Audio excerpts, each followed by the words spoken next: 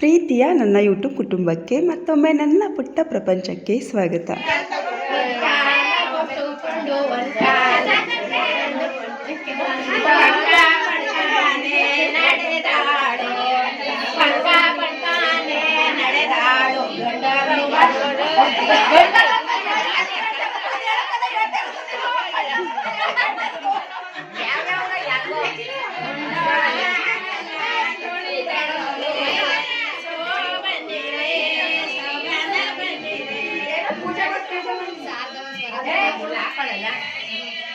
ಇವತ್ತು ಊರಲ್ಲಿ ನಮ್ಮ ಚಿಕ್ಕ ಮಾವನ ಮಗ ಪ್ರೇಮ್ದು ಹಳದಿ ಶಾಸ್ತ್ರ ಇತ್ತು, ಅದಕ್ಕೆ ಹೋಗಿದ್ದೀವಿ.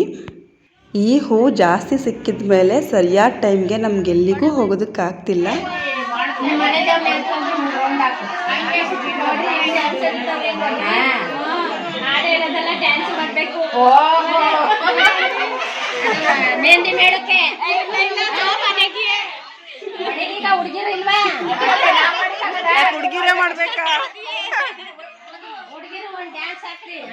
ಹೂ ಇವಾಗಂತೂ 1 kg 1/4 kg 400 ತನಕನೂ ಸಿಗ್ತಿದೆ. ಅವರೊಬ್ಬರು ಕೈಯಲ್ಲಿ ಬಿಡಿಸೋದಕ್ಕಾಗಲ್ಲ ಅಂತ ಹೇಳಿ ನಾನು ಸ್ವಲ್ಪ ಬಿಡಿಸ್ಬಿಟ್ಟು ಬಂದೆ. ನಾವೆಲ್ಲ ಹೋಗುವಷ್ಟರಲ್ಲಿ ಅರ್ಧ ಕಾರ್ಯಕ್ರಮನೇ ಮುಗ್ದು ಹೋಗಿತ್ತು. ಪಾಪ ಅವ್ರು ಬೇಗನೆ ಬನ್ನಿ ಅಂತ ಹೇಳಿದರು. ಈ ಹೂ ಕಾಟದಿಂದ ನನಗೆ ಎಲ್ಲೂ ಹೋಗೋದಕ್ಕಾಗ್ತಾನೇ ಇಲ್ಲ. ಶಾಸ್ತ್ರ ಎಲ್ಲ ಮುಗಿದ ಮೇಲೆ ನಾವು ಊಟಕ್ಕೆ ಬಂದು ಕೂತಿದ್ದೀವಿ. ನಾನಿವತ್ತು ಅಂದ್ಕೊಂಡಿದ್ದೆ ಯೆಲ್ಲೋ ಕಲರ್ ಸ್ಯಾರಿ ಹಾಕ್ಕೊಂಡು ಹೋಗೋಣ ಅಂತ. ನಾನು ಮೊದಲೇ ಹೇಳಿದಾಗೆ ಹೂ ಕೂದು ಹೋಗೋಷ್ಟರಲ್ಲಿ ಹೋಗೋದಕ್ಕೆ ಆಗ್ತಿರಲಿಲ್ಲ, ಇನ್ನು ಸೀರೆಯಲ್ಲಿ ಉಟ್ಕೊಳ್ಳೋದಕ್ಕಾಗುತ್ತೆ. ಸೊ ಅದರಿಂದಾಗಿ ನಾನು ಇವತ್ತು ಡ್ರೆಸ್ಸೇ ಹಾಕ್ಕೊಂಡು ಹೋಗಿದ್ದೆ. ಇವತ್ತು ನೈಟ್ ಮದುವೆ ಇದೆ, ಅಂದರೆ ಸಿಂಪಲ್ ಆಗಿದೆ. ಬೇರೆಯವ್ರಿಗೆಲ್ಲ ಹೇಳಿರಲಿಲ್ಲ, ನಾವು ತುಂಬ ಹತ್ತಿರದವ್ರು ಅಂತ ನಮಗೆ ಹೇಳಿದರು. ನಾವು ಹೋಗ್ತಿದ್ದೀವಿ. ಇದು ನೋಡಿ ಡ್ರೆಸ್ ಹೇಗಿದೆ ಅಂತ. ಆಲ್ರೆಡಿ ಶಾರ್ಟ್ ವಿಡಿಯೋದಲ್ಲಿ ನೋಡಿದ್ದೀರಾ ಅಂತ ಅನಿಸುತ್ತೆ. ನನಗೆ ಆ ಹಾರ್ಟ್ ಸೂಟ್ ಆಗಿಲ್ಲ, ಕಾಟನ್ ಕ್ಯಾಂಡಿದು. ಈ ಡ್ರೆಸ್ಸಿಗೆ ಸೂಟ್ ಆಗುತ್ತೆ ಅಂತ ಸುಮ್ಮನೆ ಹಾರ್ಟ್ ಸೆಟ್ ಮಾಡಿದ್ದೀನಿ ಅಷ್ಟೇ. ನಾವು ಹೋಗುವಷ್ಟರಲ್ಲಿ ಎಲ್ಲ ಬಂದು ಕೂತಿದ್ರು. ನಾನು ಮೊದಲೇ ಹೇಳಿದಾಗೆ ತುಂಬ ಜನಕ್ಕೆ ಹೇಳ್ಕೊಂಡಿಲ್ಲ, ಅದರಿಂದಾಗಿ ಹುಡುಗ ಕಾರ್ನಲ್ಲಿ ಹೋಗ್ತಿದ್ದಾನೆ, ನಾವು ಈ ಆಟೋದಲ್ಲಿ ಹೋಗ್ತಾ ಇದ್ದೀವಿ. ನಾನು ಹಾಕ್ಕೊಂಡಿರೋ ಡ್ರೆಸ್ಗೆ ಬಸ್ನಲ್ಲಿ ಹೋಗೋದೇ ಕಷ್ಟ, ಇನ್ನು ಈ ಆಟೋದಲ್ಲಿ ಹೇಗಪ್ಪ ಹೋಗೋದು ಅಂತ ಅಂದ್ಕೊಂಡೆ. ಆದರೆ ಎಲ್ಲದಕ್ಕೂ ಲೈಫಲ್ಲಿ ಅಡ್ಜಸ್ಟ್ ಆಗಲೇಬೇಕು. ಹಾಗೂ ನನ್ನ ಹಸ್ಬೆಂಡ್ ರೇಗಿಸ್ತಿದ್ರು ಬಂದಮೇಲೆ, ನೀನು ಹಾಕ್ಕೊಂಡಿರೋ ಡ್ರೆಸ್ ಯಾವುದು, ನೀನು ಹೋಗಿರೋದು ಯಾವುದರಲ್ಲಿ ಅಂತ. ಅವ್ರು ಕೇಳಿದ ಮಾತು ಕೇಳಿ ನನಗಂತೂ ತುಂಬ ಬೇಜಾರಾಯಿತು. ನಾನು ಎಲ್ಲದಕ್ಕೂ ಅಡ್ಜಸ್ಟ್ ಆಗೋದು ಕಲ್ತಿದ್ದೀನಿ, ನನಗೇನು ಅನ್ನಿಸ್ಲಿಲ್ಲ, ಆರಾಮಾಗಿ ಹೋಗಿ ಬಂದೆ ಅಂತ ಹೇಳಿದೆ. ಮಿಡಲ್ ಕ್ಲಾಸ್ ಫ್ಯಾಮಿಲಿಯವರೇ ಹಾಗೆ, ನಾವು ಕಾಲಲ್ಲಿ ಹೋಗೋಕ್ಕೂ ರೆಡಿ ಇರ್ತೀವಿ, ಕಾರಲ್ಲಿ ಹೋಗೋಕ್ಕೂ ರೆಡಿ ಇರ್ತೀವಿ. ಒಟ್ಟಿನಲ್ಲಿ ಎಲ್ಲದಕ್ಕೂ ಅಡ್ಜಸ್ಟ್ ಆಗ್ತೀವಿ. ಚೌಲ್ಟ್ರಿ ಏನು ತುಂಬ ದೂರ ಇರಲಿಲ್ಲ. ತುಂಬ ದೂರ ಇದ್ದರೆ ಆಟೋದಲ್ಲಿ ಹೋಗೋದಕ್ಕಾಗಲ್ಲ. ಪಾಪ ಅವರು ಆಟೋ ಮಾಡ್ತಿರಲಿಲ್ಲ, ತುಂಬ ಹತ್ತಿರ ಇತ್ತಲ್ವ, ಶ್ರೀರಂಗಪಟ್ಟಣದ ಹತ್ರನೇ ಇದ್ದಿದ್ದು. ಬಾಬುರಾಯನ ಕೊಪ್ಪಲು ಮತ್ತು ಶ್ರೀರಂಗಪಟ್ಟಣದ ಮಧ್ಯ ಇದೆ ಈ ಚೌಲ್ಟ್ರಿ. ಸೊ ತುಂಬ ಹತ್ತಿರ ಇತ್ತು, ಅದರಿಂದ ನಾವು ಆಟೋದಲ್ಲೇ ಹೋದ್ವಿ. ನಾವೆಲ್ಲ ಹೋದ ತಕ್ಷಣ ಹುಡುಗಿ ಕಡೆಯವರು ಹುಡುಗನ್ನ ಕರೆಯೋದಕ್ಕೆ ಅಂತ ಬಂದಿದ್ದರು. ಹುಡುಗ ಶೂ ಸಾಕ್ಸ್ ಎಲ್ಲ ಹಾಕ್ಕೊಂಡಿದ್ದ. ಸೊ ಕಾಲೆಲ್ಲ ತೊಳಿಬೇಕಲ್ವ, ಅಂದರೆ ಪಾದ ತೊಳಿಬೇಕಲ್ವ, ಅದರಿಂದ ಎಲ್ಲ ತೆಗೆಸಿದ್ರು. ಹುಡುಗಂಗೆ ಪಾದವನ್ನು ತೊಳೆದು ಆರತಿಯನ್ನು ಮಾಡಿ ಮತ್ತು ಬೆಲ್ಲದ ಆರತಿಯನ್ನು ಮಾಡಿ ಚತುರದೊಳಗಡೆ ಕರ್ಕೊಂಡು ಹೋಗೋದು. ನಾನು ಮುಂದೆ ಹೋಗಿ ಎಲ್ಲ ಏನು ವಿಡಿಯೋ ಮಾಡ್ಕೊಳ್ಳಿಲ್ಲ. ಹುಡುಗನ ಕಡೆಯವರಾಗಿದ್ದರಿಂದ ಹುಡುಗನ ಜೊತೆಲಿ ಹೋಗಿದ್ವಿ ಅಲ್ವಾ, ಸೊ ನಾನು ನಿಂತಿದ್ದ ಕಡೆನೇ ವಿಡಿಯೋ ಮಾಡಿಕೊಂಡೆ.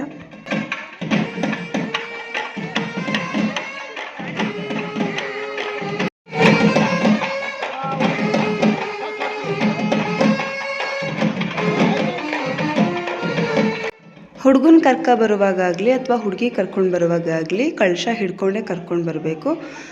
ಹುಡುಗನ ವರನ ಕೊಠಡಿವರೆಗೂ ಕರ್ಕೊಂಡು ಬಂದು ಬಿಟ್ಟು ಅವ್ರ ಕಡೆಯವರು ಹೋದರು.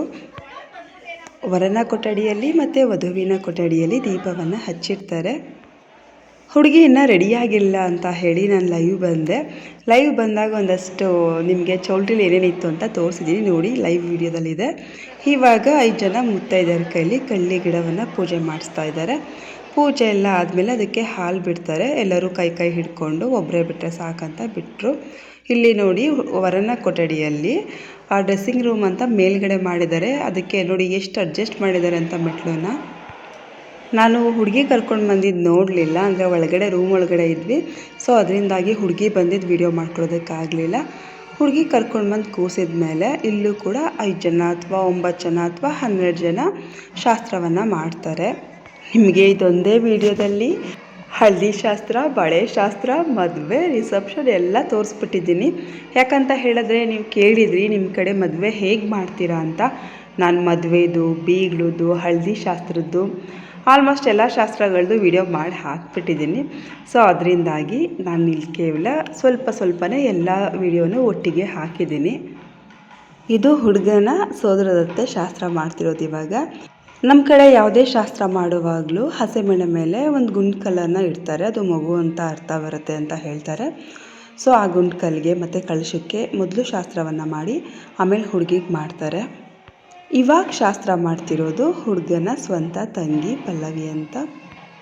ನಮ್ಮ ಕಡೆ ಆಲ್ಮೋಸ್ಟ್ ಹುಡುಗಿಗೆ ಶಾಸ್ತ್ರ ಮಾಡೋದು ನೈಟಲ್ಲಿ ಹುಡುಗನ ಕಡೆಯವರೇ. ಇದು ಹುಡುಗನ ದೊಡ್ಡಪ್ಪನ ಮಗಳು.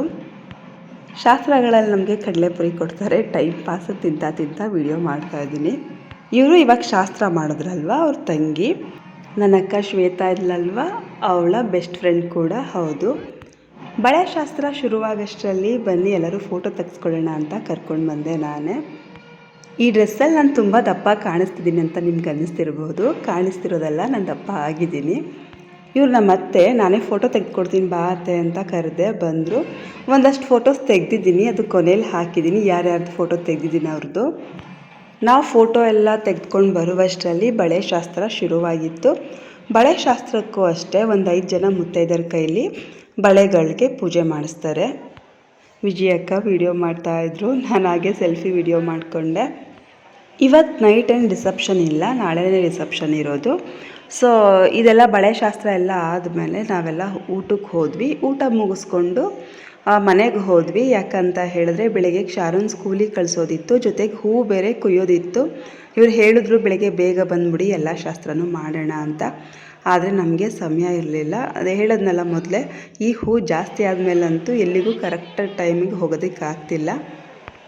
5 ಜನ ಮುತ್ತೈದೆಯರ ಕೈಲಿ ಬಳೆ ಪೂಜೆಯನ್ನು ಮಾಡಿಸಿದ್ಮೇಲೆ ಇವಾಗ ಹುಡುಗಿ ಕೈಲಿ ಪೂಜೆಯನ್ನು ಮಾಡಿಸ್ತಾ ಇದ್ದಾರೆ. ಎಲ್ಲ ಕಡೆ ಆಲ್ಮೋಸ್ಟ್ ಬಳೆಯವರು ಹೆಂಗಸರೇ ಬರ್ತಾರೆ, ಇಲ್ಲಿ ಜೆಂಟ್ಸ್ ಬಂದಿದ್ದಾರೆ. ಅದಾದಮೇಲೆ ಹುಡುಗಿ ಕೈಯಲ್ಲಿ 5 ಜನ ಮುತ್ತೈದೆಯರಿಗೆ ಅರಿಶಿನ ಕುಂಕುಮ ಎಲ್ಲ ಹಚ್ಚಿಸಿದ್ರು. ಮುತ್ತೈದೆಯರ ಕೈಲಿ ಅಕ್ಷತೆಯನ್ನು ಕೊಟ್ಟು ಹುಡುಗಿಗೆ ಆಶೀರ್ವಾದವನ್ನು ಮಾಡಿಸಿದ್ರು. ಒಂದೊಂದು ಕಡೆ ಒಂದೊಂದು ಥರ ಸಂಪ್ರದಾಯ ಇರುತ್ತೆ. ನಾನೇ ನಮ್ಮ ಕಡೆ ಹಲವಾರು ಮದುವೆಗೆ ಹೋಗಿದ್ದೀನಿ.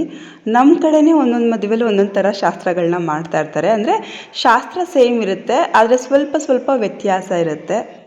ನಾನು ಇವ್ರ ಎಂಗೇಜ್ಮೆಂಟ್ ಕೂಡ ಹೋಗಿದ್ದೆ, ಆದರೆ ಅವತ್ತು ವಿಡಿಯೋ ಮಾಡ್ಕೊಂಡಿಲ್ಲ ಅನಿಸುತ್ತೆ ಅಲ್ಲ. ಅವತ್ತು ನನ್ನ ಫೋನ್ ಹಾಳಾಗಿತ್ತು, ಹೇಳಿದ್ನಲ್ಲ ನಿಮಗೆ, ನನ್ನ ಫೋನ್ ರಿಪೇರಿ ಕೊಟ್ಟಿದ್ದೀನಿ ಅಂತ. ಆ ಟೈಮಲ್ಲಿ ಇವ್ರದ್ದು ಎಂಗೇಜ್ಮೆಂಟ್ ಆಗಿತ್ತು. ಸೊ ಅದರಿಂದಾಗಿ ಆ ವಿಡಿಯೋ ಮಾಡ್ಕೊಂಡಿಲ್ಲ ನಾನು. ಇವಾಗ ಬಳೆಯವರು ಯಾರು 5 ಜನ ಪೂಜೆ ಮಾಡಿದ್ರೋ ಅವ್ರಿಗೆ ಅವ್ರ ಬಳೆಯನ್ನು ತೊಡಿಸ್ತಾರೆ. ಅದಾದಮೇಲೆ ಹುಡುಗಿಗೆ ಹಾಕ್ತಾರೆ. ಇನ್ನು ಮಿಕ್ತವ್ರಿಗೆಲ್ಲ ಬಳೆಯನ್ನು ಕೊಟ್ಬಿಡ್ತಾರೆ. ಒಟ್ಟಿನಲ್ಲಿ ಮದುವೆ ಅನ್ನೋದೊಂಥರ ಸಂಭ್ರಮ. ಹುಡುಗ ಹುಡುಗಿ ಇಬ್ರಿಗೂ ಇಷ್ಟ ಇದ್ದಾಗ. ಇವಾಗ ಹುಡುಗಿಗೆ ಬಳೆಯನ್ನು ಹಾಕ್ತಾಯಿದ್ದಾರೆ. ಅವ್ರ ಕಡೆಯವರೇ ತುಂಬ ಜನ ಇದ್ದಿದ್ದರಿಂದ ನಾನು ಯಾವ ಶಾಸ್ತ್ರ ಮಾಡೋದಕ್ಕೂ ಹೋಗಲಿಲ್ಲ. ಅವ್ರ ಮನೆಯವರೇ ಮಿಂಚಿದ್ರೆ ಚೆಂದ ಮದುವೆಗಳಲ್ಲಿ, ನಾವೆಲ್ಲ ಸೈಡ್ ಆ್ಯಕ್ಟು ಒಂದು ಸೈಡಲ್ಲಿ ಕೂತಿರ್ಬೇಕಷ್ಟೆ. ನಾನು ಕೂಡ ಶಾಸ್ತ್ರದ ಬಳೆಗಳನ್ನ ತೆಗೆದುಕೊಂಡೆ. ಎಡದ ಕೈಗೆ 2, ಬಲ ಕೈಗೆ 3 ಹಾಕ್ಕೊಂಡಿದ್ದೀನಿ. ವಾಪಸ್ ಊರಿಗೆ ಹೋಗಬೇಕಿತ್ತಲ್ವ, ಅದಕ್ಕೆ ಎಲ್ಲರೂ ಹೋಗಿ ಊಟಕ್ಕೆ ಕೂತ್ಕೊಂಡು ನನ್ನ ಕೈಯಲ್ಲಿರೋ ಬಳೆಗಳನ್ನ ಅಬ್ಸರ್ವ್ ಮಾಡಿದ್ರೆ ನಾನು ಚಿನ್ನದ ಬಳೆಗಳನ್ನೂ ಸಹ ಹಾಕಿದ್ದೆ. ಇದೇನಿದು ಎಲ್ಲ ಕೊಟ್ಬಿಟ್ಟೆ ಒಡವೆ ಅಂದರೆ, ಇವರು ಪದಕ ಹಾಕ್ಕೊಂಡಿದ್ದಾರೆ, ಬಳೆ ಹಾಕ್ಕೊಂಡಿದ್ದಾರೆ ಅಂತ ನಿಮ್ಗೆ ಅನಿಸ್ತಿರಬಹುದು. ಕೆಲವ್ರು ಡೌಟ್ ಬಂದಿರುತ್ತೆ. ಪದಕ ನಂದೇ ಅಂತ ಹೇಳಿದ್ರೆ ನಾನು ನಿಮ್ಗೆ ಹೇಳಿದ್ದೆ, ಅಕ್ಕ ಮಾಡಿಸಿದ್ದು ನನ್ನ ಮದುವೆನಲ್ಲಿ ಅಂತ. ಅದನ್ನು ನಾನು ಬ್ಯಾಂಕ್ನಲ್ಲಿ ಅಡ್ಬಿಟ್ಟಿದ್ದೆ, ಆದರೆ ರೀಸೆಂಟಾಗಿ ಬಿಡಿಸಿದ್ದೀನಿ. ನಾನು ಬಿಡಿಸ್ತಾ ನಿಮ್ಗೆ ಹೇಳ್ತೀನಿ ಅಂತ ಹೇಳಿದೆ. ಏನಕ್ಕೆ ಹೇಳಿಲ್ಲ ಅಂದರೆ, ನಂಗಲ್ಲ ನನ್ನ ಹಸ್ಬೆಂಡಿಗೆ ಸ್ವಲ್ಪ ಪ್ರಾಬ್ಲಮ್ ಅಂತ ಹೇಳಿ ನಾನು ಲಾಂಗ್ ಚೈನ್ ಮಾಡಿಸ್ಕೊಂಡಿದ್ದೆ ಅಲ್ವ, ಅದನ್ನು ಇಟ್ಟೆ. ಅದನ್ನು ಇಡುವಾಗ ಅವ್ರಿಗೆ ಎಷ್ಟು ಬೇಕಾಗಿತ್ತು ಅಷ್ಟು ತೆಗೆದುಕೊಟ್ಟು ನನಗೆ ಸ್ವಲ್ಪ ಜಾಸ್ತಿ ತಗೊಂಡು ಪದಕವನ್ನು ಬಿಡಿಸ್ಕೊಂಡೆ. ನಾನು ಹಾಕಿರೋದನ್ನು ನೋಡಿ ನೀವು ಕೇಳ್ತೀರಾ ಅಂತ ಅಂದ್ಕೊಂಡೆ, ನೀವು ಯಾರೂ ಕೇಳಿಲ್ವಲ್ಲ, ನಾನೇ ಹೇಳ್ತಾ ಇದ್ದೀನಿ. ನಾನು ಹಾಕಿರುವಂತಹ ಪದಕ ಅಕ್ಕ ಮಾಡಿಸಿದ್ದು ನನ್ನ ಮದುವೆನಲ್ಲಿ. ಎಷ್ಟೋ ಸಲ ಅನಿಸುತ್ತೆ ಅದು ಚಿಕ್ಕದಾಗಿದೆ, ಅದನ್ನೇನಾದರೂ ಕೆತ್ಸ ಹಾಕಿ ಬೇರೆ ಏನಾದರೂ ಮಾಡಿಸ್ಕೊಳ್ಳೋಣ ಅಂತ. ಆದರೆ ಅವಳ ನೆನಪಿಗಿರಲಿ ಅಂತ ಇಟ್ಕೊಂಡಿದ್ದೀನಿ. ಊಟ ಎಲ್ಲ ಮುಗಿಸ್ಕೊಂಡು ಬಂದಮೇಲೆ ರಾತ್ರಿ ನಾವೆಲ್ಲ ಬಂದಿರೋದು ಗೊತ್ತಾಗಬೇಕಲ್ವ, ಅದಕ್ಕೆ ಸ್ಟೇಜ್ ಮೇಲೆ ಹೋಗಿ ಎಲ್ಲರ ಜೊತೆಗೆ ಒಂದು ಫೋಟೋ ತೆಗೆಸ್ಕೊಂಡ್ವಿ. ಇನ್ನು ಕತ್ಲೆ ಆಗುತ್ತೆ ಅಂತ ಹೇಳಿ ಅಲ್ಲ, ಆಲ್ರೆಡಿ ಕತ್ಲೆ ಆಗಿದೆ. ಹೊರಟು ಬಂದ್ವಿ ಚೌಲ್ಟ್ರಿಯಿಂದ, ಮತ್ತೆ ಆಟೋದಲ್ಲೇ ಬರ್ತಾ ಇದ್ದೀವಿ. ನಾನು ಈ ರೀತಿ ಆಟೋದಲ್ಲಿ ಬರೋದು ಕೆಲವ್ರಿಗೆ ಬೇಜಾರಾಗಬಹುದು ಅಥವಾ ಕೆಲವ್ರಿಗೆ ಆಡ್ಕೊಳ್ಳೋ ರೀತಿ ಆಗಬಹುದು.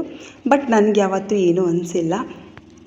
ಇದೆಲ್ಲ ಕಷ್ಟ ಅಂತ ಅಂದ್ಕೊಳ್ಳೋದಕ್ಕಿಂತ ಅದು ಕೂಡ ಒಂದು ಎಕ್ಸ್ಪೀರಿಯನ್ಸ್ ಅಂತ ಇಷ್ಟಪಟ್ಟು ಮಾಡಿದಾಗ ಯಾವುದು ಕಷ್ಟ ಅನಿಸಲ್ಲ. ನಾನು ಮೊದಲೇ ಹೇಳಿದೆ ಅಲ್ವಾ, ಒಂದಷ್ಟು ಫೋಟೋ ನಾನೇ ನನ್ನ ಫೋನಲ್ಲಿ ತೆಗೆದೆ ಅಂತ. ಸೊ ಆ ಫೋಟೋಸ್ನ ಹಾಕಿದ್ದೀನಿ. ನಮ್ಮ ಅತ್ತೆ ಮಗಳು ಅರ್ಪಿತಾ, ಇದನ್ನು ಹೇಳಿದ್ನಲ್ಲ ಅಕ್ಕನ ಫ್ರೆಂಡ್ ಮಧು ಅಂತ, ಮಧು ಮಗಳು. ಇಲ್ಲಿಗೆ ರಾತ್ರಿ ಮದುವೆ ಮುಗೀತು. ಇವಾಗ ನಾವು ಬೆಳಿಗ್ಗೆ ಮದುವೆಗೆ ಹೋಗ್ತಾ ಇದ್ದೀವಿ. ಬೆಳಿಗ್ಗೆ ಮದುವೆಗೆ ಬಸ್ ಮಾಡಿದ್ದಾರೆ. ಈ ಕಡೆಯಿಂದ ತೆಗೆದ್ರು ಬೆಳಕು ಕಾಣಿಸ್ತಿತ್ತು, ಆ ಕಡೆಯಿಂದ ತೆಗೆದ್ರು ಬೆಳಕು ಕಾಣಿಸ್ತಿತ್ತು. ಅದರಿಂದಾಗಿ ಬೆಳಕು ಕಾಣಿಸಿದ್ರೂ ಪರವಾಗಿಲ್ಲ ಅಂತ ಆ ವಿಡಿಯೋವನ್ನೇ ಹಾಕಿದ್ದೀನಿ. ಬೆಳಿಗ್ಗೆ ಎಲ್ಲ ಶಾಸ್ತ್ರ ಮಾಡೋದಕ್ಕೆ ಬನ್ನಿ ಅಂತ ಹೇಳಿದ್ರು, ಆದರೆ ನಾವು ಹೋಗುವಷ್ಟರಲ್ಲಿ 11:30 ಹಾಗೇ ಹೋಯಿತು.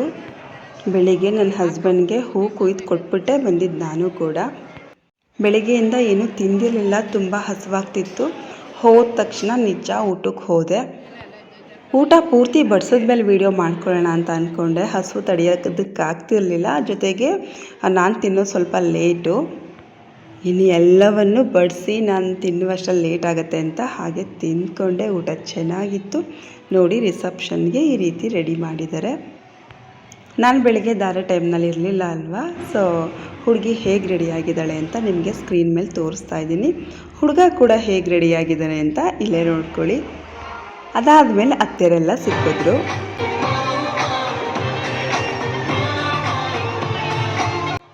ನಾನಲ್ಲಿ ಯಾರನ್ನ ವೀಡಿಯೋ ಮಾಡಿಕೊಡಿ ಅಂತ ಕೇಳಿ ನಾನೇ ವೀಡಿಯೋ ಮಾಡಿಕೊಂಡೆ. ಅದಾದಮೇಲೆ ನಾನೊಂದು ಸೆಲ್ಫಿ ವೀಡಿಯೋ ಮಾಡಿಕೊಂಡೆ.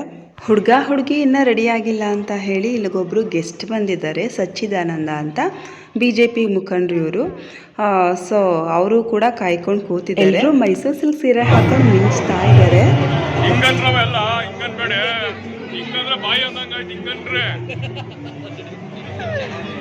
ಅತ್ತೆಯರೆಲ್ಲ ಸಿಕ್ಕಿದ್ಮೇಲೆ ಅತ್ತೆಯರ ಜೊತೆಲಿ ಫೋಟೋ ತೆಗೆಸ್ಕೊಳ್ದೆ ಇರೋಕ್ಕಾಗುತ್ತಾ? ಹುಡುಗಿ ಕೈಲಿ ಕೊಡಬೇಕು ಮುಯಿನ ಅವ್ರಿಗೆಲ್ಲ.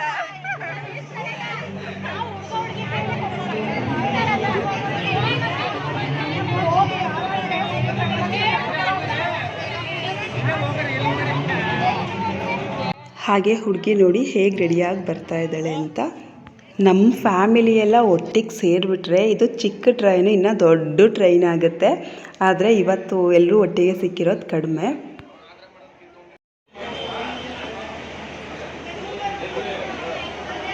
ಇದೇ ಚಿಕ್ಕ ಟ್ರೈನ್ ಅಲ್ವಾ, ಇನ್ನು ದೊಡ್ಡ ಟ್ರೈನ್ ಆಯ್ತದೆ. ಕತೆ ಹೇಳೋದಕ್ಕೂ ಮುಂಚೆ ನಾನು ನಿಮಗೆಲ್ಲ ಒಂದೆರಡು ವಿಚಾರ ಹೇಳಬೇಕಂತ ಒಂದು ವಿಡಿಯೋ ಮಾಡಿದ್ದೀನಿ. ಇವತ್ತು ಮದುವೆ ಮುಗಿಸ್ಕೊಂಡು ಬಂದೆ, ಆ ವಿಡಿಯೋ ಮಾಡಿದ್ದು. ಸೊ ಇದೇ ಡ್ರೆಸ್ಸಲ್ಲಿ ಮಾಡಿರೋದು. ನಾನು ಮೊದಲೇ ಹೇಳಿದೆ ಅಲ್ವಾ, ಸಚ್ಚಿದಾನಂದ ಅವರು ಬಂದು ಕಾಯ್ಕೊಂಡು ಕೂತಿದ್ದಾರೆ ಅಂತ. ಸೊ ಅವ್ರಿಗೆ ಇವಾಗ ಸ್ಟೇಜ್ ಮೇಲೆ ಕರೆದು ಸನ್ಮಾನ ಮಾಡ್ತಾಯಿದ್ದಾರೆ. ಇವರು ನಮ್ಮೂರಿನ ಮಾರಿಗುಡಿ ಇದೆ ಅಲ್ವಾ, ಅದಕ್ಕೆ ಮಾರಿಗುಡಿ ಹೊಸದಾಗಿ ಕಟ್ತಾ ಇದ್ದಾರೆ ಅಂತ ನಿಮಗೆ ಒಂದು ವಿಡಿಯೋದಲ್ಲಿ ತೋರಿಸಿದ್ದೆ. ಸೊ ಅದಕ್ಕೆ 50,000 ಏನೋ ಕೊಟ್ಟಿದ್ದಾರೆ. ನಾವೆಲ್ಲ ಕೊನೆವರೆಗೂ ಇರಲಿಲ್ಲ, ಬೇಗನೆ ಬಂದು ಬಸ್ನಲ್ಲಿ ಕೂತ್ಕೊಂಡಿದ್ದೀವಿ. ಯಾಕೆ ನಾನು ಪದಕದ ವಿಚಾರ ಹೇಳಿದೆ, ಆದರೆ ಬಳೆ ವಿಚಾರ ಹೇಳಿಲ್ಲ. ಬಳೆ ನಂದಲ್ಲ, ಅಮ್ಮಂದು. ನಾನು ಒಡವೆ ಮಾರುವಾಗ ಅದನ್ನು ಅಮ್ಮ ಅವ್ರದ್ದು ಯಾವುದೋ ಒಡವೆನ ಆಡ್ಬಿಟ್ಟು ನನ್ನ ಬಳೆನ ತೊಗೊಂಡಿದ್ರು ಅವ್ರಿಗೆ ಅಂತ. ನಾನು ಎಲ್ಲಿಗಾದರೂ ಹೋದಾಗ ಇಸ್ಕೊಂಡು ಹಾಕ್ಕೊಂಡು ಹೋಗ್ತೀನಿ ಅಷ್ಟೇ. ನಾನು ಮೊದಲೇ ಹೇಳಿದೆ ಅಲ್ವಾ, ಅಲ್ಲಿಂದ ಬಂದು ನಾನೊಂದು ವಿಡಿಯೋ ಮಾಡಿದೆ ಅಂತ. ಸೊ ಇಷ್ಟು ರೆಡಿಯಾಗಿಲ್ಲ, ನಾನು ವಿಡಿಯೋ ಮಾಡೋ ಸೀನ್ ಇಲ್ಲ. ಎಲ್ಲಿಗಾದರೂ ಹೋಗುವಾಗ ಸೀರೆ ಉಟ್ಕೊಳ್ಳೋದಕ್ಕೆ ಟೈಮ್ ಇರಲ್ಲ. ಮದುವೆ ಮುಗಿಸ್ಕೊಂಡು ಬೇಗ ಬಂದಿದ್ದೆ ಅಲ್ವಾ, ಅದಕ್ಕೆ ಅದೇ ಸೀರೆನಲ್ಲಿ ವಿಡಿಯೋ ಮಾಡಿದ್ದು.